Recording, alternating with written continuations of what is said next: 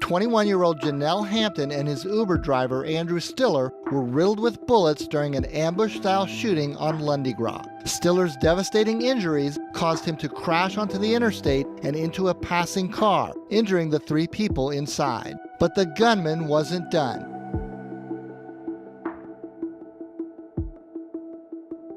It's senseless, it's barbaric.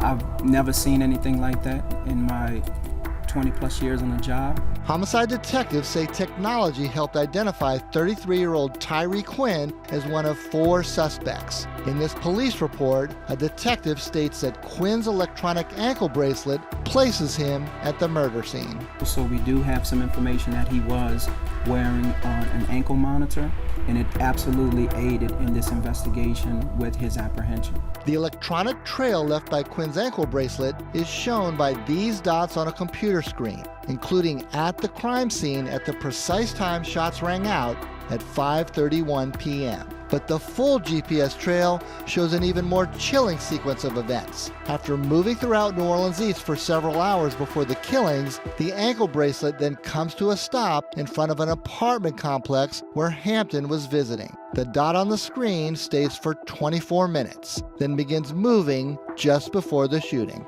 It's eerie. You know, you're not watching a TV show, you're watching what's real. And you know right away what's happening, and you captured that piece of people's lives forever as dots on a screen.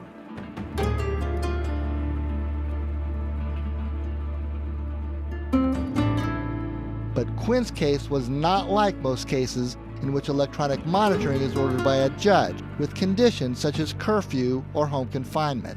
Quinn's monitor was requested by the bail bond company that posted his $225,000 bond after he was booked in November with armed robbery, auto theft, and being a felon with a gun. That meant Quinn was free to come and go as long as he made his court appearances. We see in the case of Tyree Quinn that the honor system didn't work too well. In fact, 17 days earlier, this police report states that Quinn was spotted in a stolen car with his brother, Yamani Quinn. The officers, including state police troopers, say they approached the brothers after they spotted Yamani wearing a ski mask and holding a gun. The brothers sped away, the officers wrote, leading them on a high-speed chase across town with a state police helicopter keeping track of them from the air. The police car chase ends here. Yamani jumps out, but is captured a short distance away. Tyree's ankle monitor is tracked leaving the scene in that direction. The track of the ankle bracelet matches precisely the narrative in the police report, including the chase hitting speeds close to 100 miles an hour. Officers say they recovered a gun and a stash of drugs, including cocaine and fentanyl, from Yamani. He was booked accordingly, but efforts to find and arrest Tyree seemed to end right there. Had they arrested him for that, it's possible that he may not have been out on the streets to commit the murder on February the 20th.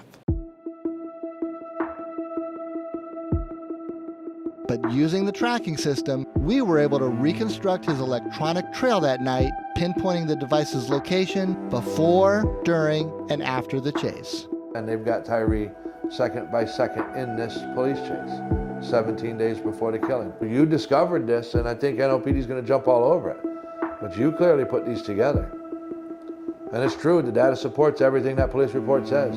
Missed opportunity, not following through. I don't know which word to use. Shock, heartbreak, disappointment. It hurts. She wonders if her husband would still be alive if police had known Quinn was wearing an ankle bracelet. I understand there's a lot going on in New Orleans and these detectives have a lot of cases. Hire more. It's, all the information is, as you're showing me, right here. Yet he's walking around in the streets. 10 years ago, New Orleans criminal defendants on ankle monitors were regularly tracked in a joint effort between the Sheriff's Office and NOPD. That system, known as proximity reporting, matched crime locations to suspects with ankle bracelets. But the program collapsed due to personnel shortages and infighting. This technology, as important as it was in 2014 and 15, is even more critically important because of the manpower crisis right now. For its part, ASAP is doing just that. The company has given anyone in law enforcement access to everyone they are tracking. So far, 37 NOPD officers have been given passwords and training. Within a week of doing the full city training, 4 people, they were able to solve 4 crimes based on proximity reporting. That training came after the Tyree Quinn case. But when we looked backwards at Quinn's bracelet, and with the click of a computer mouse, we found one location pop up over and over again. This apartment complex in the east. After escaping the police chase, after the killings, and on the morning he was arrested, this is where Tyree Quinn ended up. The tracking technology made Quinn easy for officers to find and take into custody. Several grieving families wished that somebody had been looking for him earlier.